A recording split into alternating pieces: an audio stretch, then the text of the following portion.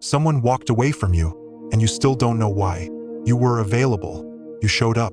You gave everything they asked for, and somehow that was the problem. If you have ever watched someone pull back the more you gave, if you have ever felt the conversation shift against you and couldn't name the moment it changed, what I'm about to show you is the exact mechanism operating underneath that moment. This is dark psychology dating. Dynamics at its most invisible. Most people never see it because it feels like love, feels like effort, feels like the right thing to do. Machiavelli understood why that instinct is a trap, and modern behavioral science confirmed it 500 years later, word for word. Over the next 20 minutes, you'll understand the one habit that signals replaceable. You'll learn how the scarcity signal works and why your brain fights it. You'll see the psychological research that makes this unavoidable. You'll understand the overavailability loop and how to break it. And in Chapter 5, the strategic withdrawal countermove that permanently changes how you are perceived. None of this is surface level. Behavioral economists Kahneman and Tversky proved that the fear of losing something creates twice the psychological activation as gaining the same thing. If the person you are with feels zero risk of losing you, you have removed the only force that makes attraction sustainable. Here's where we start. Chapter 1. Let me take you back to Florence, 1513. Machiavelli has just been exiled, tortured, stripped of everything he built over 15 years. He's living in a farmhouse outside the city, no power, no audience, no leverage. And in that exile, with nothing left to protect, he starts writing the most dangerous political document in human history, The Prince. Most people read The Prince as a book about rulers and armies, but hidden inside its framework is something far more intimate. Machiavelli was obsessed with one question: why do people who give everything, their loyalty, their devotion, their complete availability, consistently end up with less power than those who give selectively? He watched it happen in courts. He watched princes bankrupt themselves trying to buy loyalty through generosity, only to be viewed as weak. He watched men who were worshipped by their patrons end up discarded the moment something shinier appeared. And Machiavelli concluded something most people in 1513, and most people today, are not willing to accept. Generosity without scarcity is not generosity. It is noise. It is the systematic removal of your own value. Now bring that into your dating life. Think about the last time you were genuinely, deeply attracted to someone. Not just interested, actually attracted. The kind where you checked your phone every hour, where you rehearsed conversations in the shower, where their one-word response could ruin your afternoon. Were they always available? Did they respond to every message within minutes?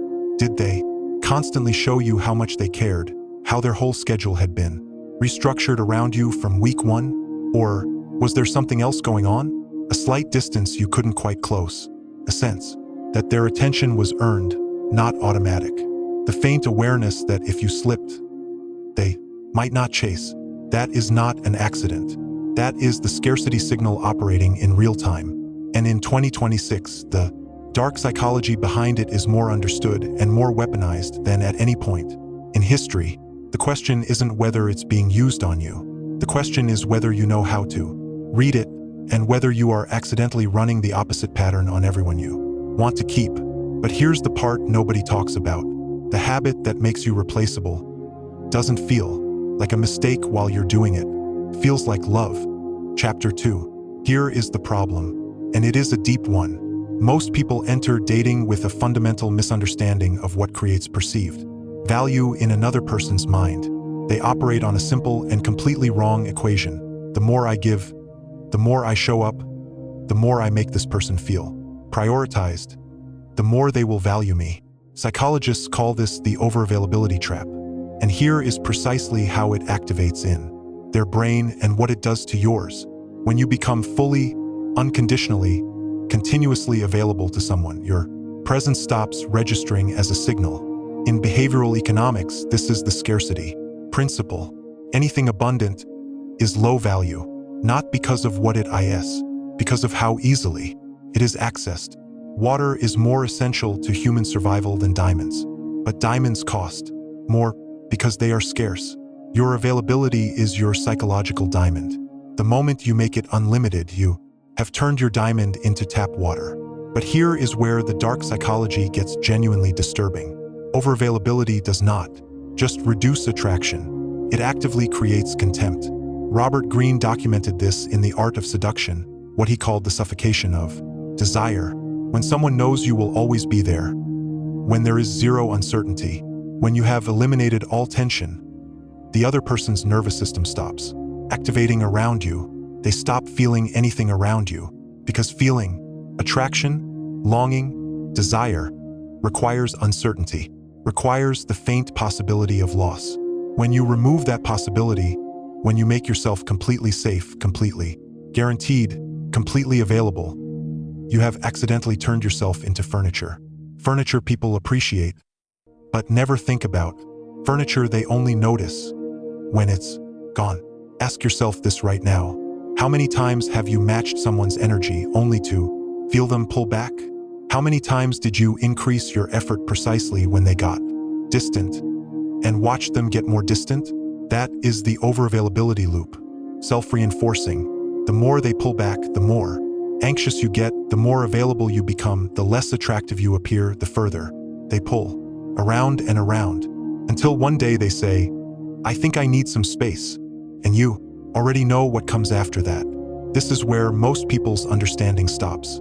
But the problem isn't what you think it is. It's deeper than the loop.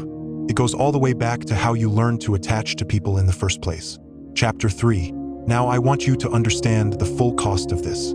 Not just in one relationship, across every relationship you will ever have. If this pattern goes unchallenged, there is a psychological concept called anxious attachment, developed from John Bowlby's attachment theory and refined by Mary Ainsworth. It describes people who learned early in life that love is unpredictable, that the people who matter might leave, that the only safe strategy is to hold on as tightly as possible, to never let there be space, to always show up first, respond fastest, care most visibly. And the cruel irony of anxious attachment is this: it is designed to prevent abandonment, but it is the single behavioral pattern most likely to cause it. Because on the other side of anxious attachment, in most natural relationship dynamics, is the avoidant partner. Avoidant people are not broken. They simply operate on a different psychological rule. When things get too close, too fast, too intense, something in their nervous system fires a retreat signal. So what happens when an anxious person meets someone with even mild avoidant tendencies? The anxious person gives more. The avoidant retreats. The anxious person gives more. The avoidant retreats further, until the avoidant decides the dynamic feels suffocating, and they leave. And the anxious person is left completely confused because they gave everything. This is not a character flaw on either side. It is two nervous systems running incompatible programs. But here is what changes everything. The anxious person's program can be overridden consciously with the right knowledge. Now let me give you the full-scale implication. Imagine this habit running not for one relationship, but across 5 years of dating. 5 years of showing up too fast, responding immediately, making yourself the most invested person in every interaction. 5 years of training everyone you date to perceive you as the safe option, the predictable one, the one who will still be there. What does that do to your reputation? Not at work, but in the social and romantic networks that operate entirely on perception and behavioral signal. It builds the reputation of someone who is available. And available in the dark psychology of attraction is a synonym for replaceable. Meanwhile, there are people in your life. You know exactly who I mean. They never seem to work that hard. They respond on their own schedule. They make plans on their terms. And the people around them never quite feel secure, never quite stop trying. Are those people better than you? Kinder? More loyal? Absolutely not. They are simply operating with a different psychological framework. And that framework is almost word for word what Machiavelli documented in his writing on power, presence, and perceived value. Now let's talk about the mechanism, because understanding why it works is how you use it. Chapter 4.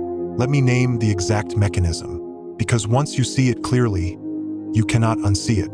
Machiavelli wrote in The Prince, "It is better to be feared than loved, if you cannot be both." Most people misread this as cruelty. It is not. It is a statement about psychological Wait, fear, in the Machiavellian sense, means the other person is aware of what they could lose. Love without that awareness is not love. It is comfort, and comfort breeds complacency. In behavioral economics, this is Kahneman and Tversky's loss aversion, one of the most replicated findings in psychological science. Human beings feel the pain of losing something approximately twice as intensely as the pleasure of gaining the same thing.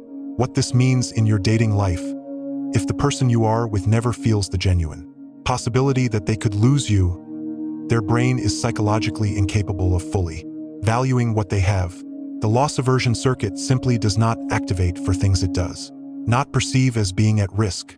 You have to become something that feels like it could be lost. Here is the mechanism operating across three contexts.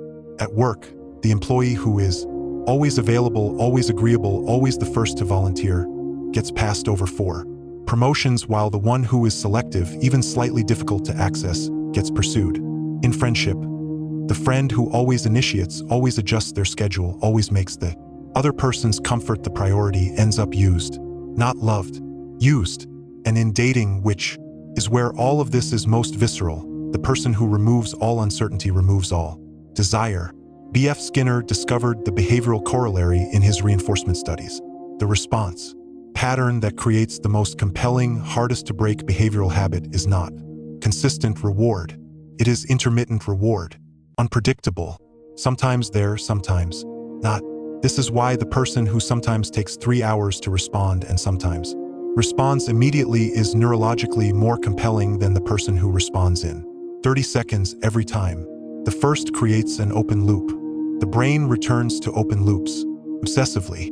The second is fully understood, and the brain stops paying attention to what it has fully understood. The strategic part is choosing to use this knowledge deliberately, instead of letting it be used on you. I want to pause here, because what comes next is the insight that changes how you operate in every relationship you have from this point forward. Chapter 5. This is the chapter most people don't reach, because most people feel seen, feel uncomfortable, and close the tab. The ones who stay. Here is the countermove, the exact behavioral shift Machiavelli would prescribe, and that modern psychology fully validates for someone running the overavailability pattern. It has a name: strategic withdrawal. Strategic withdrawal is not playing hard to get. It is not ghosting. It is not manufactured coldness. It is the deliberate recalibration of your presence, reducing your behavioral availability to match your actual value rather than your anxiety level. 3 steps. Exactly. First, stop responding at the speed of your anxiety. Every time you respond to a message in 30 seconds because you are afraid of what silence means, you are making a decision based on fear, not self-knowledge. Strategic withdrawal means you respond when it is natural, not when your nervous system demands it, because you are actually busy, because your life matters more than managing their real-time impression of you. Second, introduce what Robert Greene calls selective distance. You are present, fully, warmly, genuinely present when you are present, but your presence has edges.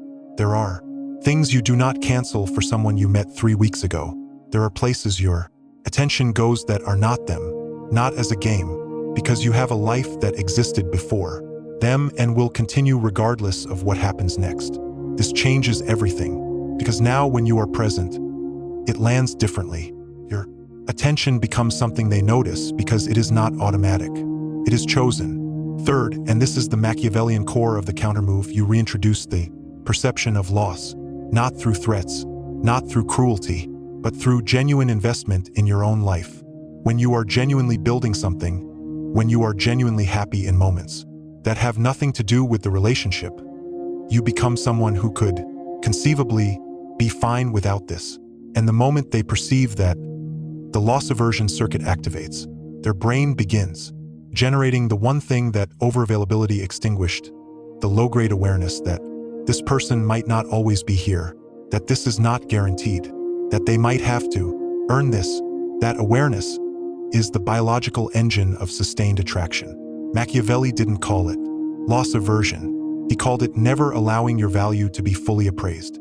The moment someone has fully appraised your value and found no further mystery, the game is over. Keep something in reserve, not deceptively Philosophically, there should always be a dimension of you they have not yet reached, something to discover, something to earn. That is not manipulation. That is the preservation of your own depth. Chapter 6. Here is the layer most people miss.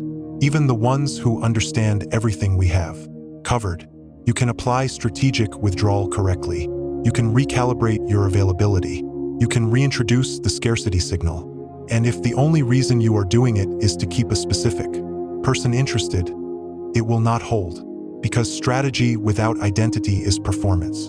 And performance has an expiration date. The deepest level of this principle, the level Machiavelli was pointing at when he wrote about the prince who commands presence simply by being, is not about tactics. It is about who you actually are when no one is watching. The people who naturally carry the scarcity signal do not carry it because they are strategically managing availability. They carry it because they are genuinely invested in their own lives. Their time is genuinely valuable because they are doing genuinely valuable things with it. Their attention is genuinely meaningful because they are genuinely selective about where they give it. The goal is not to simulate this. The goal is to build this. A life so compelling to you, so genuinely engaging, that your natural behavior produces the scarcity signal without calculation. And when you arrive at that place, the anxiety that drove the overavailability pattern begins to dissolve, because behind that pattern was a belief: I am not enough to be chosen.